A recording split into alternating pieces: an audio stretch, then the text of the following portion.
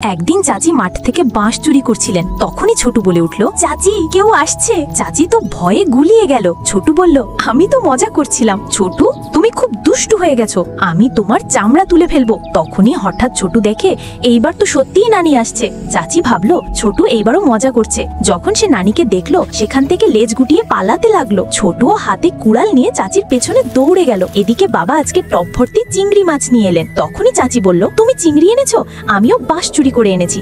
বাবা বললেন, তুমি বাঁশ চুরি করতে গিয়েছিলে, তাহলে ছোটুকে সঙ্গে নিয়ে যাওয়ার কি দরকার ছিল? তারপর বাবা আর চাচি চিংড়ি রান্নার প্রস্তুতি নিতে লাগলেন, আর ছোটু রসুন ছাড়াতে লাগলো। আজ মাদার্স ডে ছিল, তাই চাচি ছোটুর মাকে সারপ্রাইজ দিতে চাইলেন। চাচি তাড়াতাড়ি ছোলা ভাত বানিয়ে বাঁশের ভিতর ভরে রাখলেন। তারপর চিংড়িগুলো গরম তেলে ভেজে নিলেন। তারপর কড়াইতে ঘরোয়া মশলা দিয়ে চিংড়িগুলো ভালো করে রান্না করে নিলেন। সবকিছু প্রস্তুত হয়ে গেলে তারা দুজন বসে মায়ের জন্য অপেক্ষা করতে লাগলেন। মা যখন রাতে দরজা খুললেন, ছোটু মাকে বেলুন দিয়ে স্বাগতম করলো। তারপর সবাই মিলে টেবিলে বসে চিংড়ি মাছের দারুণ স্বাদ উপভোগ করলো। এতক্ষণ অপেক্ষা করে ছোটু মায়ের উপর একটু রেগেছিল, কিন্তু এত সুস্বাদু চিংড়ি খেয়ে সে খুব খুশি হয়ে গেল। বন্ধুরা, ভিডিওতে লাইক করে কমেন্টে জানাও, তুমি কি চিংড়ি মাছ খেতে পছন্দ করো?